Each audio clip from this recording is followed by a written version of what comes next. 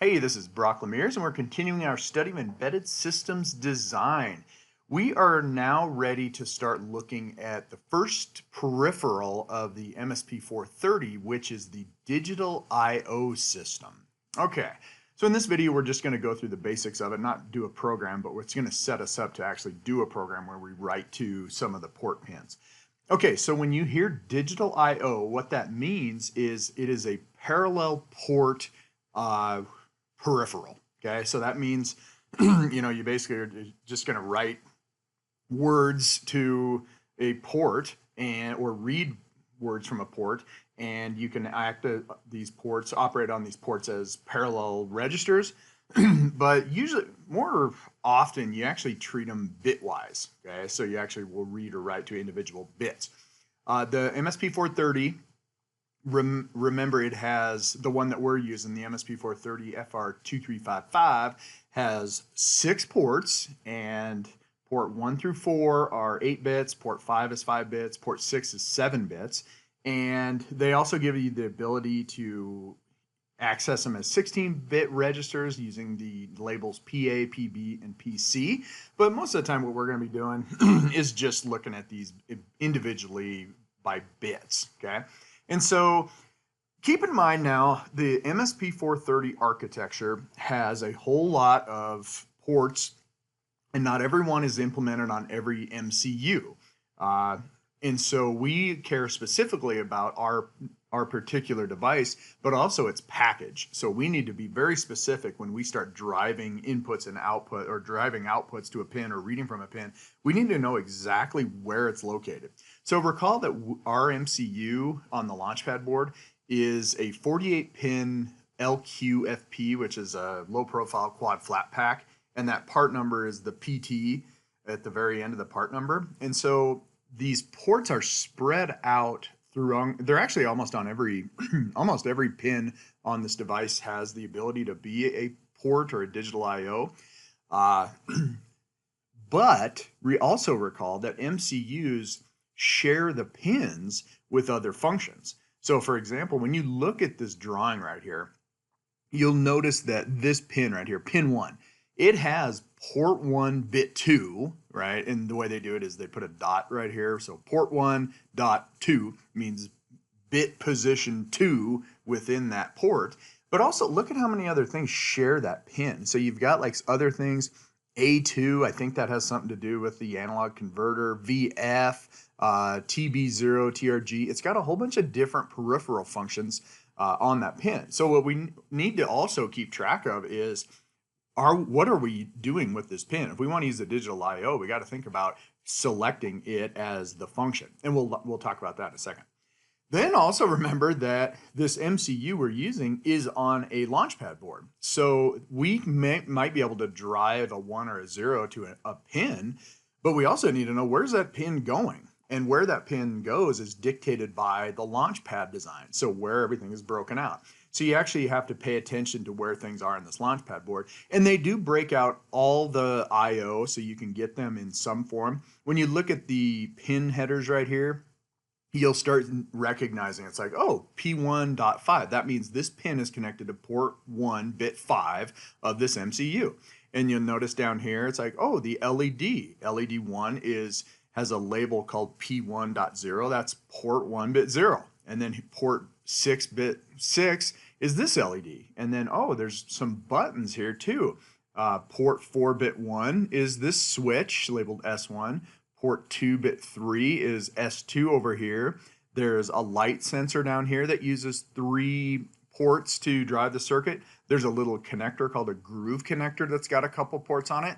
And then a lot of the ports are just routed to these pin headers, okay, so that you can do whatever you want. You can just wire directly to them, okay? So just kind of keep that in mind. You've got the MSP430 large family that defines everything. Then you have the device specific, and then you have the launch board, and that's where they're connected. All right, so here is how this works. You configure the ports using configuration registers. And these configuration registers are mapped into the memory map up here starting at address 20 down to FFF. And these are registers. These are banks of D flip-flops. And that's important because number one, they're volatile. So when you pull the power, the thing loses all the configuration. Number two, they have resets, and that's a lot different from data memory. These are going to have a default value when they come out of reset. Sometimes we can use that default value. Sometimes we don't want to use it because it's the wrong value, but that's just how it operates. Bit set and bit clear are going to be your best friends. Okay, this is going to be the instructions that we use to set up all these configuration registers to make a port an input or an output, to have various settings. And that's how we also select the pin or for a particular pin, whether it's going to be a port or whether it's going to be something else like an analog input. But these are actually just addresses in memory that we need to configure. So the way to think about it is anytime you need a peripheral, you got to figure out what its configuration register settings are in order to use that. Okay, let's think about documentation here. So I've mentioned the three main documents. We have the user's guide, we have the device-specific datasheet, and we have the Launchpad user's guide. So the family guide is going to give you the register names and the register settings for the entire MSP430. So if I come over here and I look at this is the monster, 676 pages.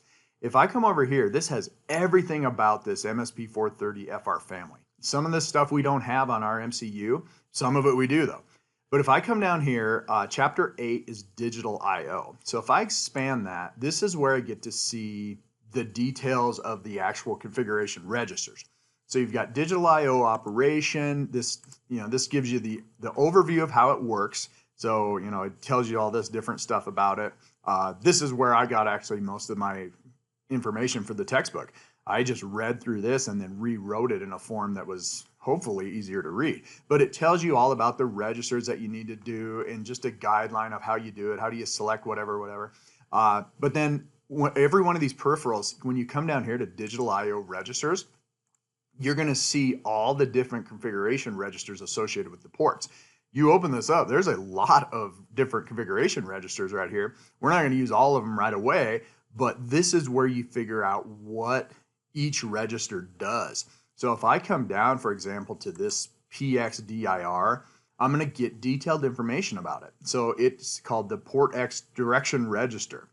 The X means that is the port number. So instead of listing out like port 1 DIR, port 2 DIR, port 3 DIR, they say, we understand you'll figure this out, that we're just going to put an X here and call it PXDIR. So then in here, it tells you all this information, and this basically sets the direction of it, and it'll tell you exactly, if it's a 0 in a bit, then that corresponding bit in the port is an input, and if it's a 1, it's an output.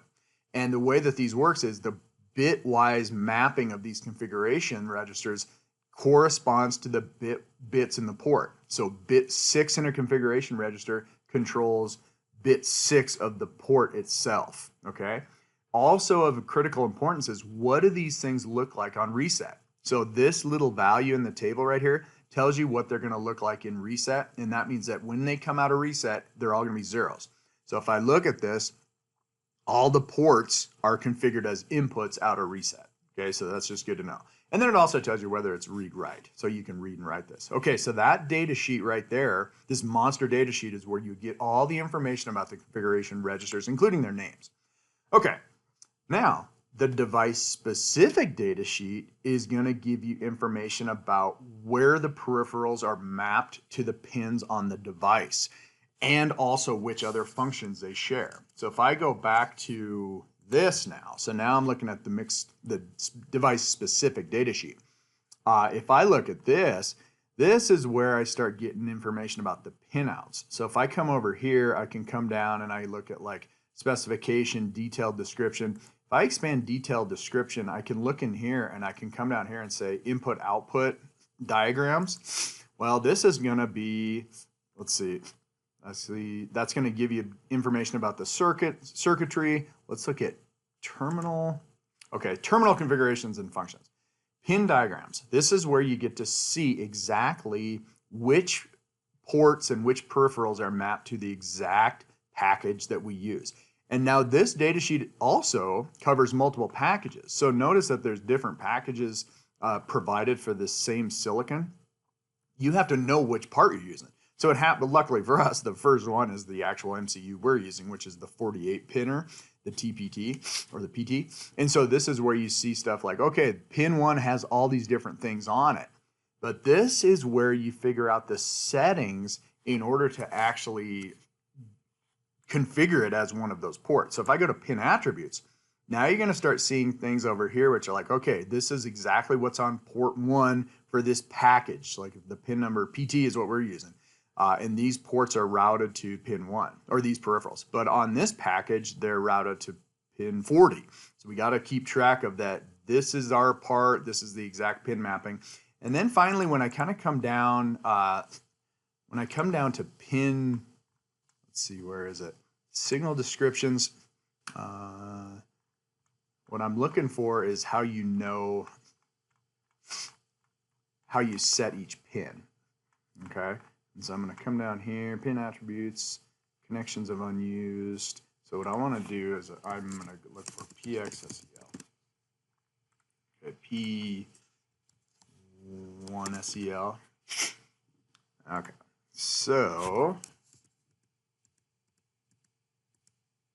Okay, so now I'm in port P1 pin descriptions. This is on 96. If I look at this, here's pin 1 right here. This is the pin name, and you can basically, there's going to be these configuration bits that tell you which of the functions are going to be routed to the pin. So this is where you find the value, and more importantly, what's the default value is. Okay, so like for example, P1 bit 1 is on, if I choose 0 for port 1 SELX, then that will choose that function. If I choose 0, 1, it'll choose UCB 0 clock. If I choose 1, 0, it'll choose one of these. So this is where you get that information, okay, specific to the device. Okay, and then if you want to know where it's routed out, then that's where you go to this data sheet. So this is the user's guide for the Launchpad. So we talked about that, but here is the Launchpad, and that's where you're going to get information about who's routed where. And you scroll through here, and it tells you all about what all of these little I/O are that are connected to the MCU. Okay, so you get to see like, well, exactly what we talked about, where everything is. Okay, all right. So that's kind of one of the biggest concepts that's difficult to grasp when you first look at MCUs, because there's so much functionality packed on them, and you're like, there's so many configuration registers to set up. How do you even get started? So you got to always think about these multi-tiered levels of documentation, okay? One more time. The family user's guide gives you these MSP430 FR, everything you know about this massive number of MCUs. Then the device specific gets you narrowed down into a couple specific packages. Still not the final one. You still have to know exactly what you're using. And then finally, what board is on, which board is the MCU on and how is it connected, okay? All right, so let's go through the port registers, configuration registers for the ports. First and foremost, you're going to have a port direction register. So there's going to be a register that configures whether a bit on a port is an input or an output, and it's called PXDIR. And if you want to configure port 1, it's P1DIR. If you want to configure port 2, it's port 2DIR. And if you set a bit in this port to a 0, that's the default, the port bit will be an input. If you set it to a 1, it will be an output. Okay, pretty simple. You use bit sets and bit clears. You then have a separate register for if it's an input or whether it's an output. And so the input register is PXIN, so port 1 in would be where you would go look at the values coming in if it happens to be an input. And this is regular logic, so if you see a 0, that means that somebody's driving the pin low, and if you see a 1, someone's driving it high. And these are read-only registers. Then they have a totally separate register for when you drive to the output, and it's called PX out. And so if you want to drive a pin to a 1, you just do a bit set on this register in the right location, in the bit location, and it'll go to a 1. And and interestingly, if you write to the port out register, the port in will see it. So you can actually write to a register and then go see if it worked. Okay, so that's pretty straightforward. This also has a secondary function, which we'll talk about now in a second. Each of the ports have an optional resistor on it, okay, that sits on the chip. And you can configure this to be a pull-up resistor or a pull-down resistor. So if you want one of these resistors, there's a configuration register called PXREN, okay, and that stands for port resistor enable. And if you put a 0 in this bit, it disables it, and that's the default. If you want the resistor, it's a port 1 enabled, okay? So you can have an optional resistor. Now you might say, what do you use these for? And well, how do you know if it's a pull up or down? It turns out that when you enable this, then you know you're using it as an input. And so they say you're not using the PX out register for anything. So let's use that as the up down select. So it's a multi-function register. So if you turn on these resistors, then you configure PX out to tell whether it's an up or a down. So if you put a 0 in PX out in the bit location, it's a pull down. If you put a 1, it's a P up. Now, what do you use these for? Primarily, you use them when you're connected to something that may not be driving the pin to a logic level at all times. The most classic example is a switch or a button that's called a single pull, single throw switch. And what this is it's the simplest switch you can have, right? It's just basically it's open or it's closed. And these are how a lot of cheap buttons are made. And you press it and it closes and you let it go and the spring opens it, okay? So consider what it looks like if you have one of these buttons connected to an MCU. Let's say we connected the switch to ground. When you press it, you get a 0, right? That's great. So life is good. You press the button, you get a 0. But what do you get when you don't press it? And the answer is you don't know, because when it's open, the pin is dangling. It's not connected to anything. They call it's floating. And you have no idea whether it's going to be a 0, 1, or something in the middle. And that's never a good idea, because it could actually be banging back and forth. So now consider this. What if I put for this circuit a pull-up resistor? The pull-up resistors are weak, okay? So they're big resistors. That means that if somebody else is driving the line, they can't win. You'll pull this low when the button is pressed. But they're just strong enough so that if it's open, they will pull it up, okay? So this is how you typically use one of these single pull, single throw switches, is you have to have a pull up or pull down resistor on here. So now, just as a reminder, if I wanted to put a pull up resistor on the MCU, it takes 2 steps. I have to enable it by going into the PXREN register and putting a 1 in the bit location. And then I have to go to the PX out, which is now in its secondary role, and I have to put a 1 there to make it a pull up resistor. Okay, so that's a key thing. Then, and this is actually how the 2 switches on the Launchpad board are driven. Okay, so you do have to have pull up resistors if you're going to use them. Okay, now if you want to choose different functions for each pin, you do it in these registers called PX select 1 and PX select 0. They're called port function select registers, and this is where you tell it to be either a port, be a digital I/O, or be a timer, or be an A to D. And again, these are found in the device-specific datasheet. Luckily, the default function is always the ports. So when we use digital I/O, we actually don't have to set this, but we need to know what it is, okay? All right, here's the key. This is one of the things that people struggle with this Launchpad the most. After reset, okay, the digital I/O system is not enabled. It is put into this low power, high impedance mode, and that's to keep the device safe. You don't want the thing to come up and be in a mode where it's driving something and it is driving like a short, and all of a sudden the chip burns up. So there is this setting called, there's a register called PM5CTL0. It's Power Module 5 Control Register 0. And there's a bin in there, and it's called Lock LPM5. And this is how you enable or disable the entire digital I/O system. So by default, it's disabled. You have to go in and you have to you have to actually clear this bit in this register for the digital I/O system to actually work. Okay, so here's the steps. You say, I am a programmer and I want to write my first program. So the first steps are going to be, you have to configure these registers. You got to set its data direction. You got to choose whether you want to pull up or pull down resistor. If you are, you got to tell it whether it's an up, down. And then if you need to choose the function, we actually don't. You would do it in here. Then you turn the whole system, and then you start programming you actually write bit sets and bit clears and actually to get this thing going. Okay, so let's end there, and next time what we'll do is we'll look at getting into CCS and look at some of the header names that we can use from the MSP430 header file, and that's it. So as always, remember to support my channel by subscribing so that I can continue to bring you these videos. See ya.